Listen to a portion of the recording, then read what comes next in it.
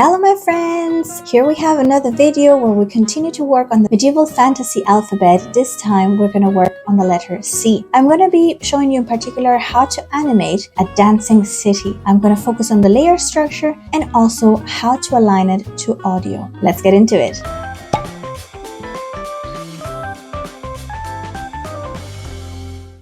And just like for all the other letters, I started first by digitalizing the drawing of the letter C with all the buildings. And also here I used the hashing to create the shadows. And there it is, the city for the letter C. Now let's take a look at the layer structure. I'm working with Clip Studio Paint. The layer structure on Clip Studio Paint is quite different to all the other softwares I have used before. So first I needed to figure out how I wanted to group my animations. I'm still getting used to Clip Studio Paint, but so far I've already recognized that there is at the very least two different folder structures that you can use for your animations. The first one is you create one animation folder. By the way, animation folders are required in Clip Studio Paint to animate anything. So everything you want to animate has to be within an animation folder. So you will need one animation folder and one layer within it. And you can look at your layer as equal to one cell. So when you add a new cell, you will have a new layer created. Or the other way around, if you create a new layer, it will be considered as a new cell. Here's a brief example with a flower. So here's the animation folder. And here's the layer. I'm going to draw now a little flower. Don't mind the flower, it's just super basic just for the purpose of this example.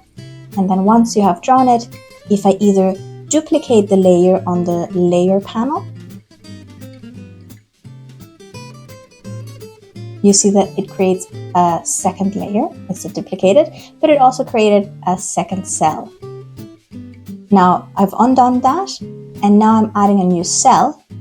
This one is going to be an empty cell, and as you can see, it created at the same time a new layer on the layer section.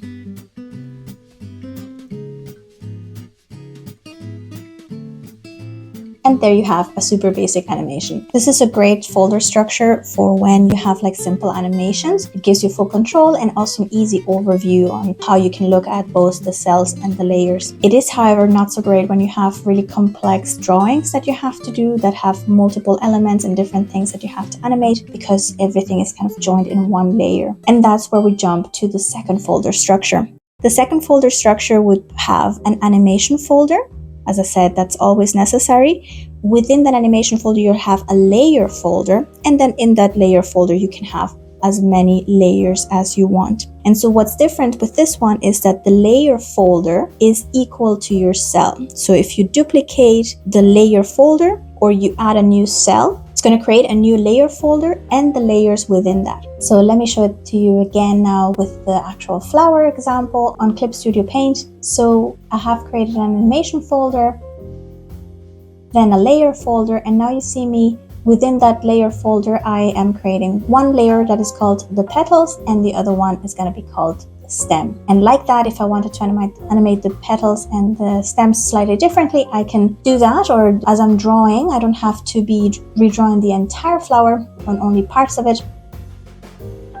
And as you can see me here duplicating, once I've duplicated, it creates the entire folder structure. So it gives me a layer folder and the two layers that I already had created. The same happens when I add a new cell. It's going to duplicate the layer folder with the layers within. The second folder structure is made out of one animation folder, one layer folder, and as many layers as you want within. The cell is going to be equivalent to your layer folder with all the layers inside, which means that when you add a new cell, you're going to create a new layer with all the layers that you already had in the previous cell. I believe this one is a little bit better when you have more complex animations. So for example, if you needed to animate a face, you have to draw the hair, the nose, the mouth, the eyes, the eyebrows, the shape of the face itself, possibly in multiple layers. Might make it easier, but you need to be able to transform them and scale them together. However, they might have separate animations. That would be the perfect use case for this folder structure. One thing that I find quite challenging with this folder structure though is you end up having so many folders and so many layers that it can make it really difficult to navigate, especially when you're working on small screens. I personally animate mostly on my iPad. That's my favorite way to draw, and it's so hard to find the specific layer that I want to change.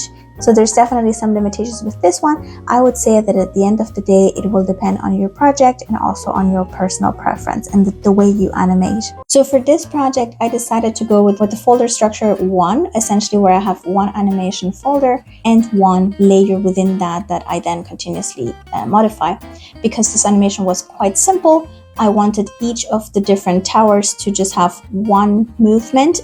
What was more important was actually that it aligns with the music. The only disadvantage of this though was that some of the effects that I added at the end with keyframes, I had to copy them into the various animation folders so that they were all at the same time and aligned. And the first thing I had to do was to separate each of the elements. I wanted to make sure that the animation was different for each of the different elements within the city, and also that they aligned with whatever sound we were hearing from the music. Here you see me using the selection tool. I personally really like the pen selection option, where essentially you draw the areas that you want to select and then separated them into its own layer. The final layer structure looked as follows. First, we have the texture and the background as individual images. They are not going to be animated, so they're just separate. Then we have everything from the letter to the individual types of towers in animation folders. You can see the little icon in front of the name kind of highlights that this is an animation folder. And then the little numbers that you see at the end of the animation folders represents the numbers of cells, which is kind of like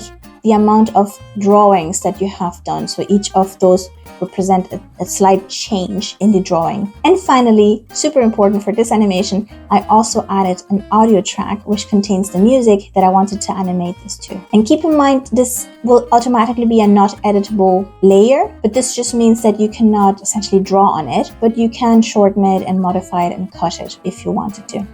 And now this is how it looks on the timeline. You can see the animation folders just being on top of each other up until the image of the background. Now let's have a look at the audio.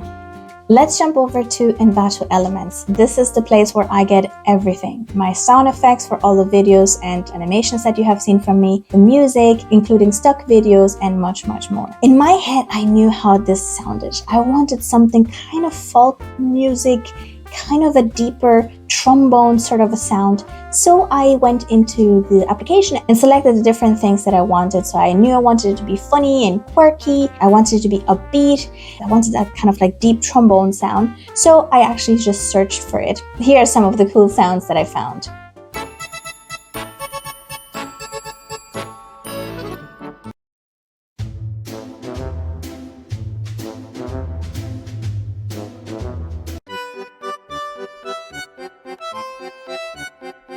When selecting music and sound effects, I highly recommend that you just let your body tell you. When you start to feel the music and the groove, you're on the right track.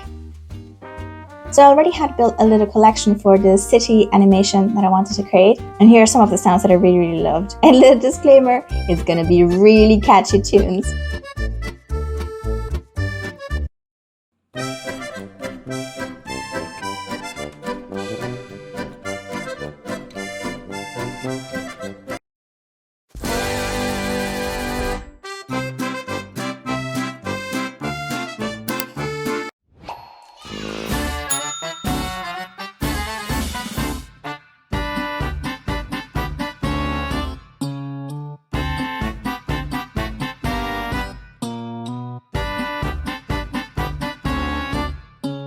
I couldn't help it. The mouse started to dance as well.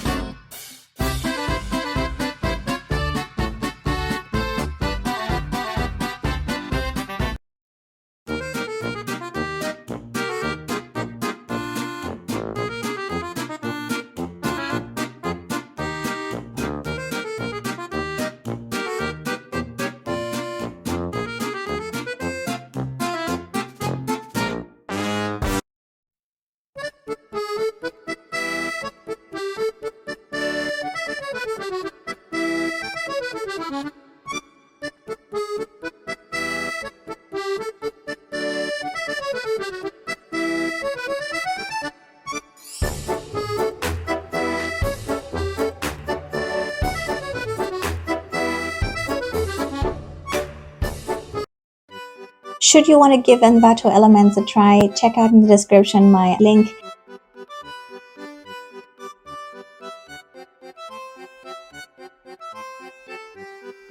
So once you've made the very difficult decision on which of the music elements you want to incorporate, you go back to Clip Studio Paint and then you import it. Now, important here to mention is make sure that before you hit File, Import and Audio, that you have selected a layer that isn't an audio track. Then simply select the file that you want and you will see that Clip Studio Paint will have added a new audio track, a new separate layer with that sound.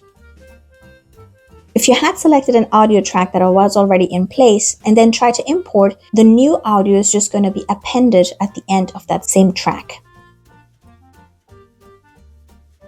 And now once the music is in your timeline or in your layers, the way you want to look at it, you can then open up your timeline and you should be able to see it a lot better. I'm just going to show you up to the point, so ignore everything under this background layer.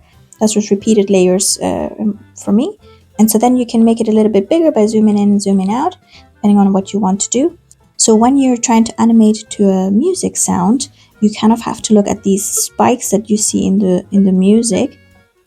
So what's really handy here is to have that visual cue on top of the sounds that you have in the music. And you might see that here there's a little spike, a small one, and here's where my cells start. And the next one we have another spike, so we have a few of these cells that essentially are a change of animation. Let me show you in a more isolated way. So for example here, let's have a look at the individual towers only. Yeah, there we go. So you can now see that this is the only movement that it has. So it's really two cells, two changes, and then changes back. That's all it's doing. But if you scroll over to the timeline, you see that it just happens more than one time. So it's relatively easy animation. And here I just wanted the hats to go off, or the roof to go off. But yeah, mostly what you really need to know is that you need to follow these spikes that we see here in the music. And there's some parts that are a little bit more convoluted, like here.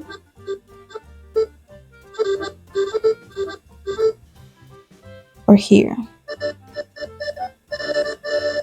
So you have to go maybe more by audio there. But yeah, these ones are very clear. So it helps a lot to have the visual cue. Let me show you a different layer.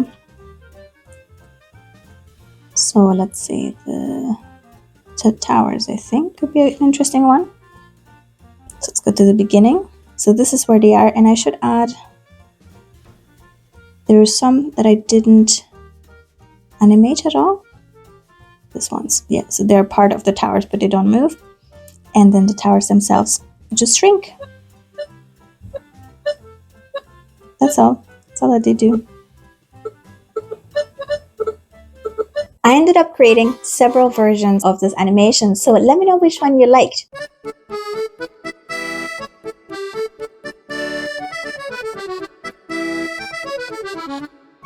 The rotating one was actually my original vision, but I decided against it because I felt it was too overwhelming. There were too many things happening and you couldn't really appreciate the animation itself.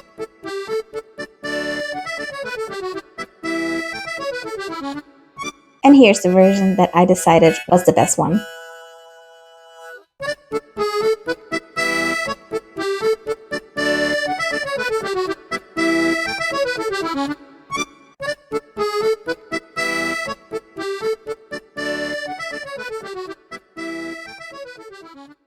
Now good luck getting rid of that catchy tune out of your head. I hope you've enjoyed the animation, the video, and that you learned a little bit from it. And the next letter that I should have been animating is the letter D, but I already animated it and posted it last Friday. So if you missed it, check the cards or the description so that you can see this cute dragon animation. So the next letter that we're going to be animating is the letter E, and we have an elf that somehow reminds me a bit of Link. Would you agree?